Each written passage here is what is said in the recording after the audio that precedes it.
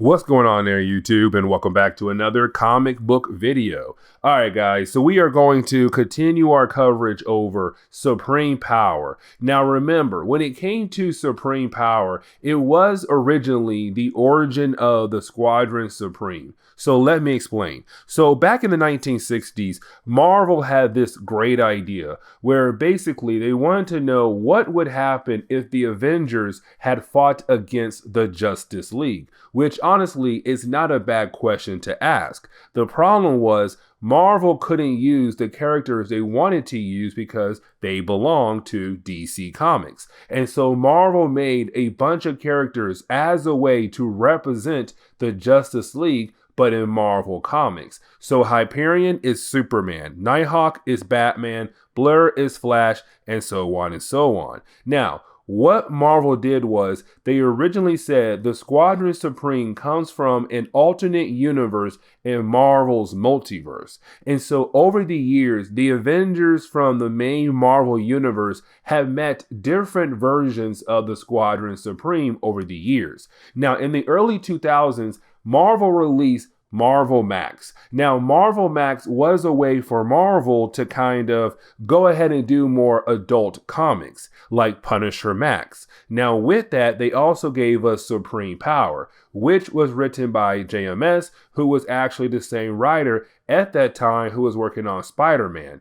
Either way, they brought JMS over and said, hey man, listen, we need you to give us the origin of the Squadron Supreme, which is Supreme Power, the series we have been covering. Now, Supreme Power actually did very well, to the point where we actually got a bunch of spin-offs out of Supreme Power. So like the miniseries for Dr. Spectrum, the miniseries for Hyperion, and also one for Nighthawk, and another one where Nighthawk fights against Hyperion. Either way, we did have a lot of spin-offs and sequels done for this actual series because it was giving us the early days of the Squadron Supreme, Marvel's Justice League. Now, once Marvel was done with all these different books, Marvel then came back and said, okay, all the books that are basically about the Squadron Supreme in the early 2000s up till like the early 2010s, yeah, that all took place in another alternate Earth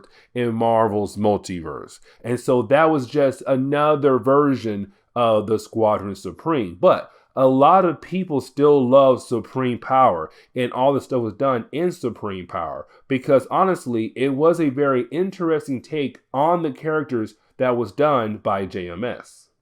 Now, when it comes to our coverage over the Squadron Supreme, by this point, we have actually reached the end of our coverage over Supreme Power. Now, what I mean by that is Supreme Power was very popular, but it only had 18 issues. So technically, we're going to wrap up our coverage over Supreme Power, but you have to remember, this was so popular that Marvel gave us a bunch of different spin-offs, miniseries that continue the stories of this version of the Squadron Supreme. And so even though we're wrapping up Supreme Power, we then jump into a bunch of different miniseries that basically continue the stories of this version of the Squadron Supreme. Now, the last story for Supreme Power is honestly not as big as the earlier stories, but it's still a nice little wrap-up story for this series to get us ready for all the different miniseries to come down the road. Now, when it comes to this last story, we also have to remember that right now, you had the heroes take down their first supervillain. But on top of that, it's kind of them realizing that they have powers that are equal to gods. And what I mean by that is they're beginning to realize that regular humans can't stop them so easily because how powerful they are. And so now the question is, what is the Squadron Supreme actually going to do with their powers? Are they going to help the world out or try to take over the world? And on top of that, we also have to remember that when it comes to the last 3 issues of this storyline, it's basically telling us you now know the origin of all the important members of the Squadron Supreme. But there's still other characters who we are going to meet in later stories down the road in different series who are also going to be somewhat important to the Squadron Supreme. But we have met the main ones so far: Hyperion, Nighthawk, Blur, Zarda. Dr. Spectrum. I totally forgot about him. But we have met the main ones who are actually important. But the question is now, what are they going to do with their powers? But finally getting into today's storyline, we actually do pick up with General Alexander. Now remember, when it comes to General Alexander, he is the newest general in this series. The last one, General Casey, was killed off when he tried to actually kill off Hyperion, but of course he failed. Now Alexander stepped in, and really is Alexander trying to regain control of Hyperion, but also gain control of other super beings out there across the world. Now, when we actually pick up with Alexander, he's actually at home with his daughter and his granddaughter, and you do have his granddaughter asking him, why is he working on this watch or this clock? And the reason why, because he's trying to fix this clock. But what he says to her is that he wants to know all the different pieces of this clock so that when he puts it together and hopefully it does work, there are no more surprises because he knows all the ins and outs of this clock. And so if something else happens, then he'll be able to actually fix it. And so what he's trying to say to us as the readers, that when it comes to the Hyperion and the other beings out there in the world, he's trying to learn everything he can about each and every single one of them so that he knows how to control them or how to talk to them or to how to basically use them when he needs to use them for some kind of special mission. He wants to know everything he can about these heroes so that there are no more surprises when they actually pop up when it comes to these heroes. But then we actually pick up with Alexander in his office, but talking to a soldier who of course works under him. Now, this is Alexander wondering what should he do with Hyperion. And what I mean by that is because in our last video, we saw Hyperion, Nighthawk, and Blur work together to take down their first supervillain. The problem is though, right after our heroes were able to capture him and hand him over to the military turned Redstone into a weapon they can use against their own enemies across the world. And so right now, it's the general want to make sure that Hyperion and the other heroes don't find out that basically Redstone, even though he was captured, was re-released to be used as a powerful weapon in America's military. But on top of that, he's trying to figure out what should the narrative be when it comes to Hyperion? Because people heard that Hyperion fought someone with powers in the last video. And so now the public wants to know what exactly happened. And so at first, it is the general saying, we could make Hyperion a bigger hero than he already is, but we're trying to regain control of him. So let's go ahead and change the narrative of what happened in that mall. Let's change the story so that it actually tarnished his reputation with the public, and so then we could possibly regain control of Hyperion. Because once he realized that the public no longer likes him, he then comes over to us, we get control of him, and we have another powerful military weapon under our control.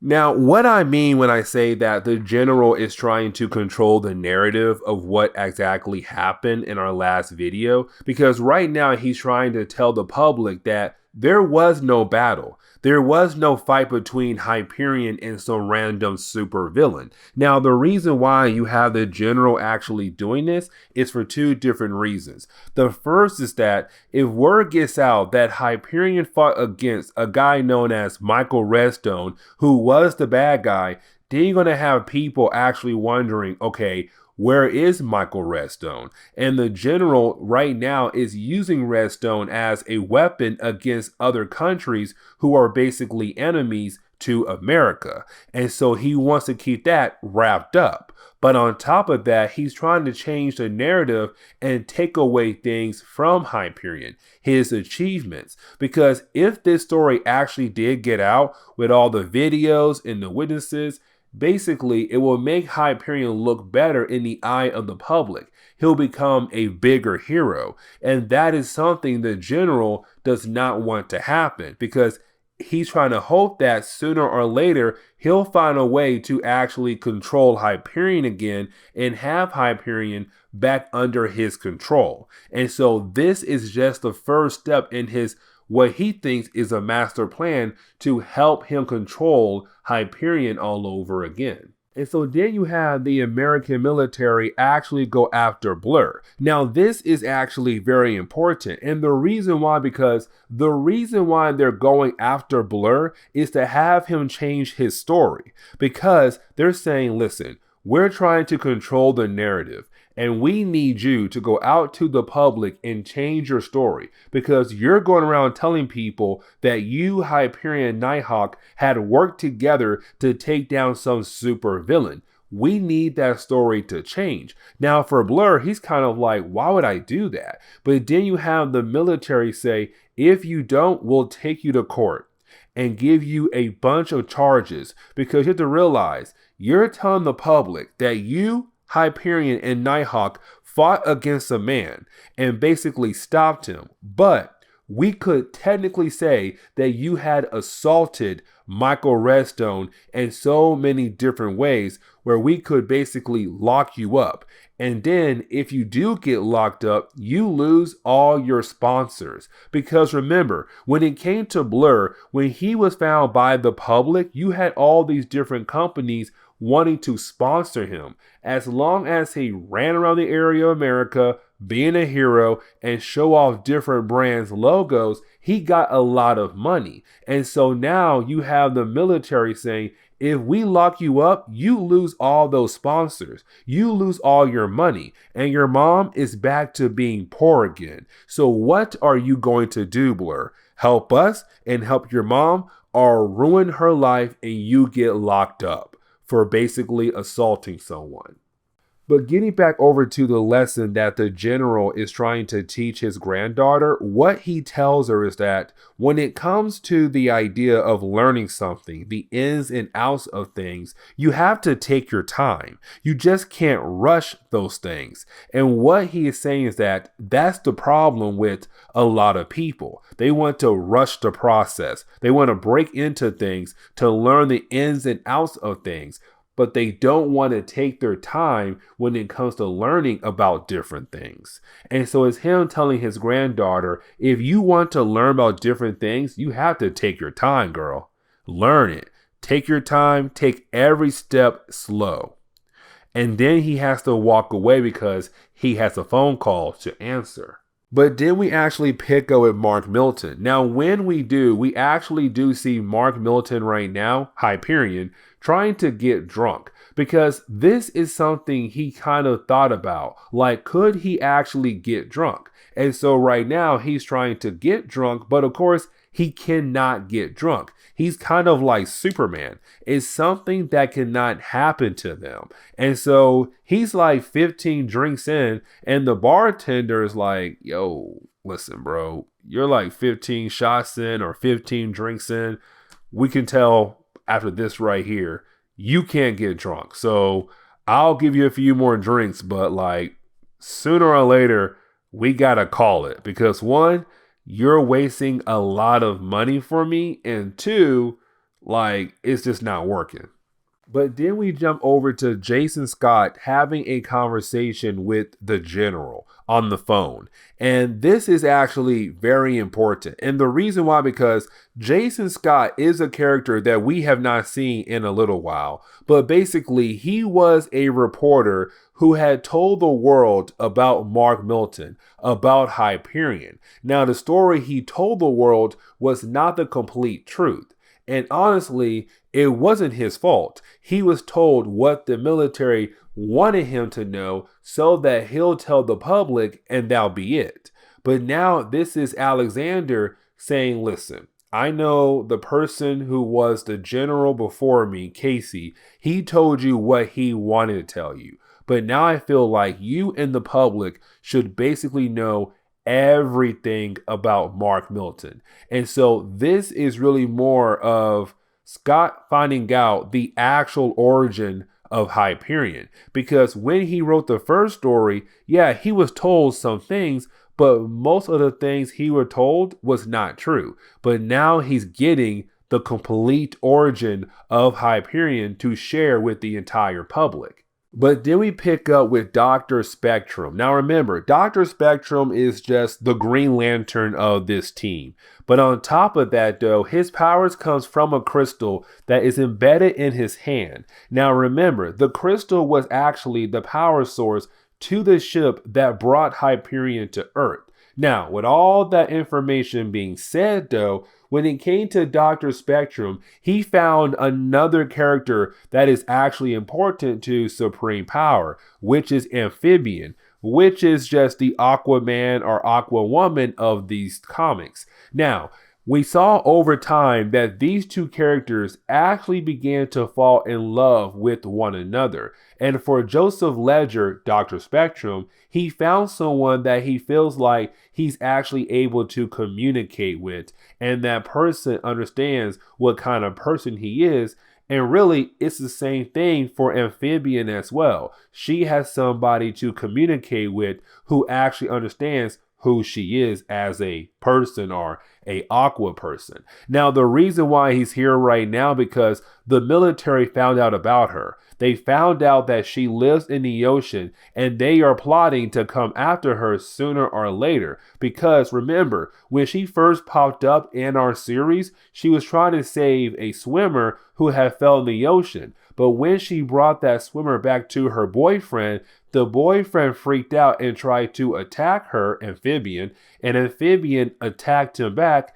And I think we're left to believe that she actually killed the guy.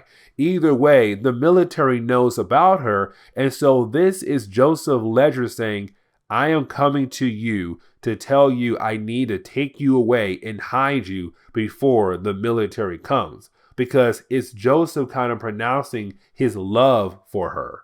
But then we pick up with Jason Scott. Now, when we do, this is actually Jason Scott meeting up with two people who were actually very close to Hyperion. And those two people were the parents that were assigned to Mark Milton. Let me explain. So back in Volume 1, when it came to Hyperion, when he crashed on Earth, he was found by some farmers like Superman was. The difference is that the military tracked him down, took him away from those people, and then began to run tests on him. And then they realized if they wanted him to be the perfect American soldier, he needs to have the American life. And so they picked two random people to basically help raise Hyperion as an American. And so those two people were kind of lying to Hyperion by saying, oh yeah, we're your parents. In reality, they weren't. Now, there was also a point where the military had actually faked their deaths so that they could remove Hyperion parents away from him because they want to continue the process of kind of like putting him through the ringer to hopefully have more control over him. And so they faked their deaths to make it seem like Hyperion parents had died on him. In reality, they're just living somewhere else in the world. But it's Jason Scott coming to them and saying, is it true that basically you guys were assigned by the military to raise Hyperion, and on top of that, he's not from Earth? And on top of that as well, why were you so scared? And so it's these two people about to tell Jason Scott everything he needs to know about Hyperion in his origin. But then getting into the next chapter, we actually do pick up with Jason Scott. Now, when we actually do that, this is Jason Scott now kind of thinking through everything he was basically told about Mark Milton. Like, he's just waiting for 24 more hours, because in those 24 more hours, the true story of Mark Milton, his origin story, will be shared to the entire world. And so this is him hoping that after this story right here, he knows that he had actually made some kind of difference or made his mark in the world. And so this is him praying that he'll just live 24 more hours to see his story come out to the public. Now, the next section is really more of Mark Milton actually meeting up with Alexander at the strip club. Now, this is another good example of Marvel Max. And what I mean by that is you're going to see some weird skips in this video, and honestly, please forgive me, but when it comes to Marvel Max, it was a more adult content era. And so with that, you had a lot of naked people. And because we're on YouTube, I cannot show the naked people. And so right now you have Mark and Alexander having this meeting at a strip club because Mark never experienced a strip club before. Yeah, I know, right? So either way, this is Alexander kind of coming to Mark like, hey, you have one last chance to basically rejoin the military. Like, come back and work for us. Now, for Mark, he's kind of like, that's a threat. Like, you honestly come to the one person that you cannot really stop and make a threat? Honestly, have you lost your mind? And matter of fact, you have Mark shoot himself in the eye to show how durable he actually is. He's kind of like, dude, I am basically a god to your kind. Now, he does say your kind to show that he knows that he's not human, but he does not put himself in the grouping system along with humans. Like, yes, he is from Earth in his mind, but he's not human. He's an alien who just live on Earth. He's basically separating himself from the human race. And so this is Mark kind of like, fine, you said no, I'm going to back away. But there's other ways to actually hurt you that are not physical. Now, with that being said, you didn't have Alexander tell a sniper, do not shoot Jason Scott. And what that means is that Alexander was hoping that Hyperion would basically say yes. If he does, the sniper would have shot Jason Scott and that story would never get out. But because you basically have Mark telling Alexander, no, I'm not going to rejoin the military, is Alexander telling the sniper, let Jason Scott live and let the story come out to ruin Mark's life. But then we jump over to Dr. Spectrum. Now, when we do, this is a reminder of what happened in the last chapter, that him and Amphibian had basically established some kind of relationship with one another because they kind of understand what each person has gone through. And honestly, it's kind of weird. But either way, it's seen here that he had built her some kind of tank to kind of help her live, but to also attach it to his home so that they can actually be together and form some kind of, an actual relationship, some kind of strange living status. And so it's him kind of looking at her as something or someone so intriguing that his heart is full of love. And for her, it's the same thing, which again is still kind of weird how these two characters have come together. But hey, moving on. But while you have these two characters kind of happy about their new living situation, they are confronted by Zarda. Now remember, Zarda is basically the Wonder Woman in this universe. But on top of that, her origin is somewhat very similar to Hyperion.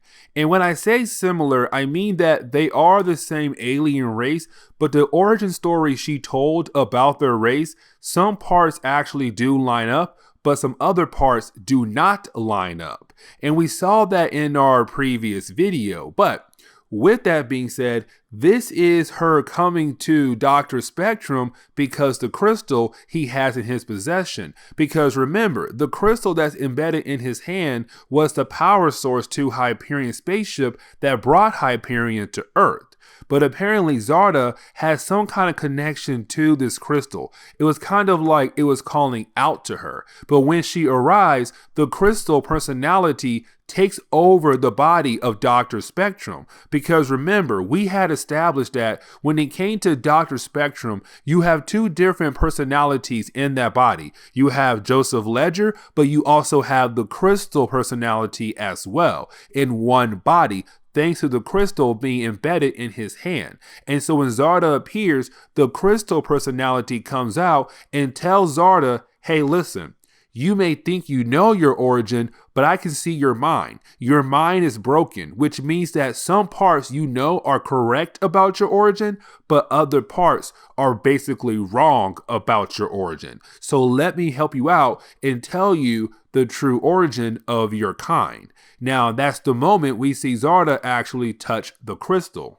While you have Zarda actually touching the crystal and actually learning more about her origin, that is the moment she is attacked by Amphibian. Now, the reason why Amphibian had actually attacked her is because to Amphibian, it actually looked like that she was attacking Dr. Spectrum. And remember, Amphibian really does like Dr. Spectrum. And so she comes out of the water to actually attack Zarda. But when you have Joseph Ledger regain control of his body, he stops the two ladies from fighting, and you have Zarda tell him, hey man, listen, I'm innocent. Like, your creature right there had actually attacked me. I was all good. For some strange reason, she began to attack me, and honestly, I only came here to get some answers, and that is it. And so you have Zarda leave, but then you have Dr. Spectrum kind of give Amphibian a lecture like, hey, she's right. Like, honestly, she just came here and that's it. She was not even attacking me, and here you go attacking people because you felt like they were hurting me. You have to kind of observe things first to kind of get a better understanding on what is actually happening, before you do something crazy like that. Now, for Amphibian, to her, it seems like it's Dr. Spectrum kind of calling her an animal, calling her a monster, because he does say it's different on how things work up here on the surface world. And for her, it's kind of like, why would you say that? Because I came from underwater and you look at me as a creature, but not as a woman. And so you do have her kind of swim away, but it shows that now these two characters are having their first relationship problem. But then we actually pick up with Zarda going to a random person's hotel, apartment, whatever. Now, this person is going to die, but this is a reminder that when it comes to Zarda, she basically has to drain people life force to keep herself looking beautiful and young. And the reason why I say beautiful and young is not really me saying that to be some kind of weird person, but it's more because to Zarda, she wants to look beautiful herself. And so anytime she gets scratched up, banged up, whatever, she goes around draining people life force to kind of heal herself up so that in her eyes, she continues to look beautiful. But it does seem like she's going to replace the person that she had just killed, meaning that she's going to pretend to be that person because they look somewhat alike. But to wrap up the second chapter of today's video, we actually do pick up with Jason Scott one more time. And when we do, we actually do see Jason Scott telling us, the readers, and telling his editor it's time for him to release the story, the true story of Mark Milton. And so that right there, that news, it does get back to Mark Milton, because we do see him what seems to be a sex worker, but we do see him with that sex worker. They're watching the news, and you have the news announce the actual true origin of Mark Milton, telling the world that he is an alien. And for Mark Milton, he's kind of like, okay, this is what they meant. There's other ways to hurt you that are not physical. Of course, that means emotional. You love being a hero? how you think the public will feel when they find out you're not even human, that basically you're just some kind of alien who crashed on Earth. Now, getting into the final chapter of today's storyline, we actually do pick up with Jason Scott once again. Now, when we actually do, we pick up with Jason Scott right now talking to his editor. Now, when he kind of shows that he's kind of upset, but also happy with what he was able to actually accomplish. Now, the reason why I say upset, because remember, he wrote the original story that told the public, hey, there's this guy out there who has powers and we never seen him before. It was him who announced to the world about Hyperion. But now he feels like his first story, where he did win a lot of different awards, is now basically a fake story. It's not deserving the awards that he had actually received, because now this story comes out and he has the actual true story of Mark Milton, which of course now makes his first story look like a phony. And so right now he's kind of upset by that. But then he tells his editor he's actually worried what's going to happen next with Hyperion, because we just told the entire world his secret. And that right there could affect everything for us, but also for him especially. And so then you have the president, which honestly is George Bush. But either way, you have George Bush announcing to the world about what he felt like when he came to him hearing about the idea that Hyperion is basically an alien. Now, of course, President Bush knew about it, because with him being the president, he does have close ties with the military. He has to know about everything that is going on.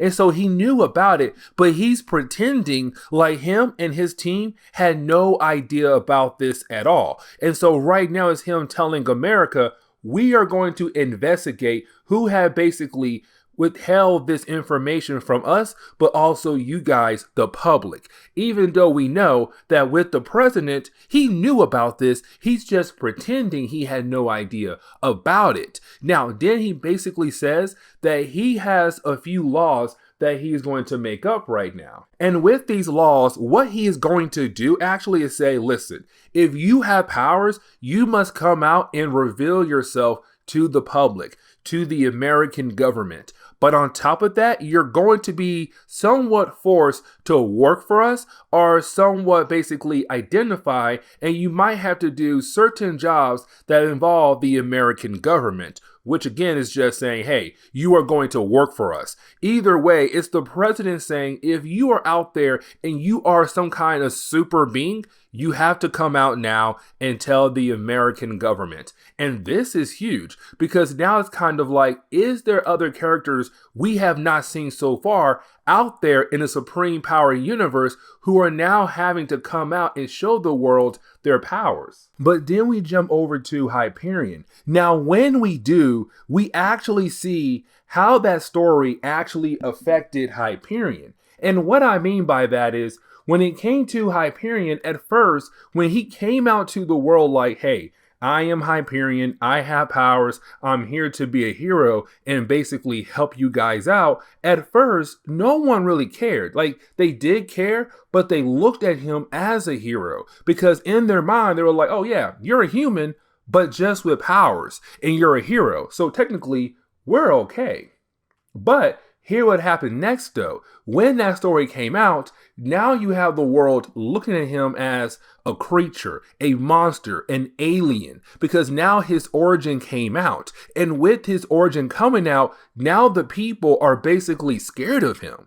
And so when he tries to be a hero and he actually helps people, instead of them saying, thank you for helping me, now it's kind of like, whoa, you're an alien, you're a monster, we can't trust you. No, let me run away from you. And it happens all over the country, where basically everybody is scared of him now. And this shows what Alexander meant earlier. Hey, we are going to attack you, but not physically, emotionally. We attacked your reputation with the world. Now the world basically hates you, and hopefully it will bring you back to us, the military. But then we see Mark Milton, Hyperion, actually meet up with Blur. Now remember, Blur is basically the Flash in this universe. Now, this is honestly JMS kind of reminding us what happened in the earlier parts of Supreme Power. And what I mean by that is, when it came to Supreme Power, remember, Hyperion for a long time thought he was the only person out there with powers. And then we found out about Blur. And when he found out about Blur, him and Blur became close friends. And matter of fact, as they talk to one another, it shows that for Blur and Hyperion, they are the only friends they have for each other. Nighthawk is a jerk. Zarda is somewhere around the world right now. Dr. Spectrum actually fought Hyperion earlier in this series, and Hyperion and Blur never met Amphibian. And so when it comes to these two characters, they're kind of like, hey man, listen, we both got powers, but you're the only person I can actually talk to. Now, this is Mark Milton saying, they hurt me. Like, not physically, emotionally. They told the world my true origin, and now everybody hates me. And so this is Mark saying, I know what I'm going to do, but Blur, I want you to basically do this one thing for me.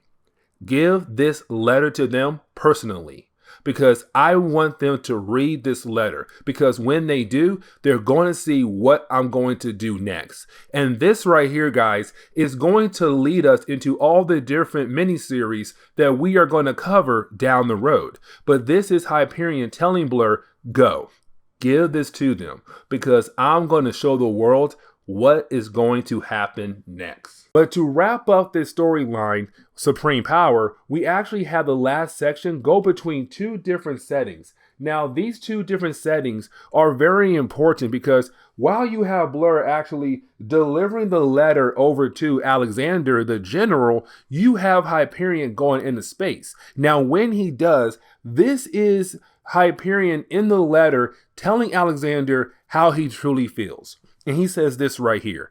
Listen, you guys have ruined what I built here on this world. Like, when I crashed here, I had no idea who I was, where I came from. But at first, I believed I was American. I believed I was human. But then I found out that was all lies. The parents I had were also fake. Everything you guys gave me throughout my entire life was basically faked. But still, I wanted to be a hero. But then you told the world my true origin. And now the world basically hates me. And so with the world hating me right now, my country especially, I'm now going to tell you this right here. I love my country as much as it loves me, meaning that he still has some kind of love for his country, but it's low. It's the same thing, though, how the country loves him. Because right now, the people of America, they're scared of him because, again, they learned about his true origin. But this is him saying, I'm going to be around. I'm going to be a hero for this world. But I'm telling you right now, you thought I was going to come to you and basically rejoin your military program and be a weapon for you. But I'm not going to be a weapon for you. Instead, I'm going to be free out here doing my own thing. Now, while this letter is being read by Alexander, you have Hyperion crashing down into the earth so hard that it basically destroyed all kind of scales across the world. But with that happening is him saying, listen very carefully. This is my warning. You are going to fix everything you did wrong to me starting right now. Because if you don't, I will do this again. But after my second warning, I'm telling you, I'm going to end everything you're trying to do with me. It's basically Hyperion saying, we can go to war, but I'm pretty sure you can't stop me. But at the same time, I'm still going to be here protecting these people. And this is how Supreme Power actually ends. And we jump into the miniseries like Supreme Power Hyperion, Supreme Power Nighthawk. Like, there are 3 or 4 more miniseries we have to cover before we actually jump into the sequel to Supreme Power. But with that being said, guys, I do hope you enjoyed today's comic book video. And if you did, please leave me a like down below and subscribe. But guys, I'll see y'all next time. Later.